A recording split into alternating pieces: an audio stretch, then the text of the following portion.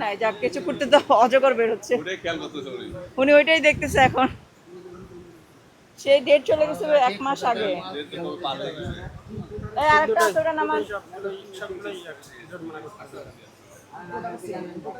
এদিকে নিয়ে আসেন, এদিকে নিয়ে আসেন। এরা যখন মানে মানুষ যখন কিনবে তাদেরও একটু দেখা উচিত, না হলে তো প্রবলেম। এটা একই হবে। এক উত্তীর্ণ পণ্য আমদানিকারকের স্টিকার নেই। ওইটা একটু 5 মিনিট বন্ধ রাখেন, একটু আমাদেরকে 5 মিনিট সময় দেন এক্সক্লুসিভ। এই প্যাকেট যতগুলো আছে আমাদেরকে দিয়ে দেন, বের করেন। চিনি বের করেন এগুলা।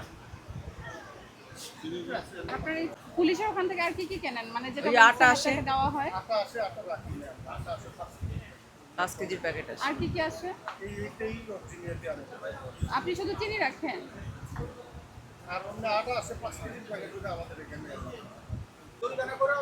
কি নাম আপনি বলতেছেন? এটা কয়েকটা আমি বিক্রি করি, এটা কোনো বিষয় না। কেউ করে না, আপনি বলছেন। এই আপনার নাম কি? আপনার নাম কি?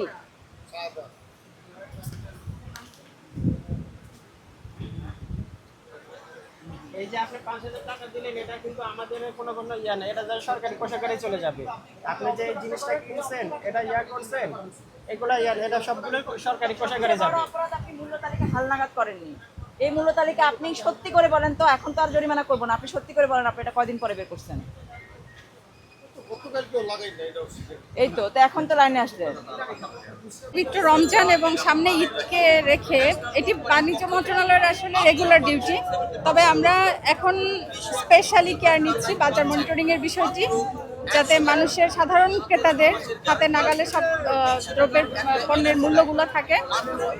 আমরা মোটামুটি আমার মনে হচ্ছে যে বাজারে দ্রব্যমূল্য যেগুলো নিত্য প্রয়োজনীয় আছে সেটির মূল্য স্থিতিশীল রয়েছে, এবং তেলের যে সংকটের কথা আমরা কিছুদিন ধরে শুনছিলাম, আজকে আমরা বাজার মনিটরিং করে কারণ বাজারে দেখতে পেয়েছি তেলের কোনো সংকট নেই।